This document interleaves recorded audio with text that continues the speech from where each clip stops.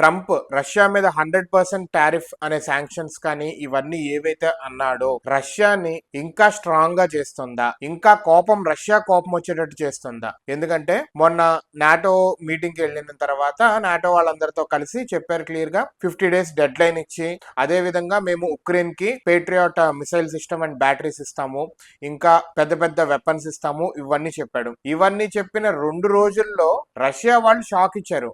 ఏంటి, మేము మా న్యూక్లియర్ వెపన్ డాక్టరీన్ ఏదైతే ఉందో అది మార్చుకుంటున్నాము.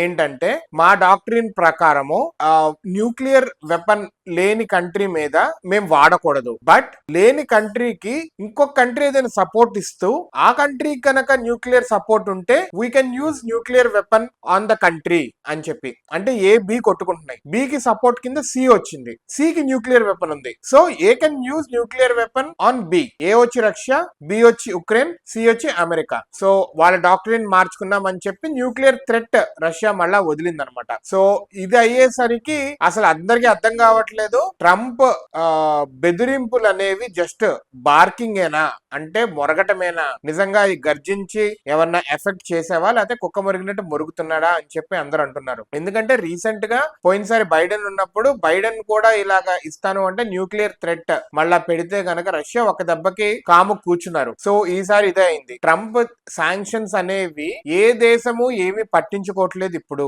అదే విధంగా ఎందుకంటే రష్యాలో కూడా ఈ ఆల్రెడీ ఎప్పటి నుంచో శాంక్షన్స్ ఉన్నాయి. 2016 లో ఎప్పుడైతే క్రిమియాని అనెక్స్ చేసిందో అప్పుడు కూడా శాంక్షన్స్ పెట్టారు. రష్యాలో ఇన్ఫ్లేషన్ పెరుగుతా, ఓ పక్క లేబర్ వీళ్ళంతా తగ్గుతా, ఇవన్నా ఉన్నా కానీ రష్యా వాళ్ళు వాళ్ళ బ్యాంక్ వాళ్ళు 23% 22% ఎంతో రేట్ కట్ పెట్టి బానే నడిచింది. అదే విధంగా IMF వాళ్ళేమో 1.5% ఉంటుంది రష్యాలో గ్రోత్ అంటే, క్రెమ్లిన్ వాళ్ళు రష్యా వాళ్ళు 2.5% చూపించారు. So Russia is doing very well instead of all these tax కానీ, వీళ్ళ మీద టారిఫ్స్ కానీ, అదే విధంగా వీళ్ళ మీద శాంక్షన్స్ కానీ ఇవన్నీ ఉన్నా కానీ రష్యన్ స్టాక్ మార్కెట్ కూడా బాగానే పెరుగుతోంది. ట్రంప్ బెదిరింపులకి ఏం తగ్గట్లేదు. Russia is doing very well. ఇవన్నీ ఉండి కూడా, ఇవన్నీ లేకపోతే ఇంకా సూపర్ పవరే అవుతుంది డైరెక్ట్ గా, అంతే కదా. సో ట్రంప్ యొక్క బెదిరింపులు అనేవి కుక్క మురిగినట్టు మొరగటమే అవుతుంది, కానీ ఒక భయాన్ని ఎవరికి కలిగించట్లేదు అని చెప్పి. రష్యా నుంచి ఎవరైతే ట్రేడ్ చేస్తున్నారో వాళ్ళ మీద సెకండరీ శాంక్షన్స్ పెడతాము అని చెప్పి భారత్ ని, బ్రెజిల్ ని, UAE, చైనా ఇలా వీళ్ళందరినీ కూడా బెదిరించారు, కానీ ఎవ్వరూ ఏమీ తగ్గలేదు. మన వాళ్ళు కూడా క్లియర్ గా చెప్పారు,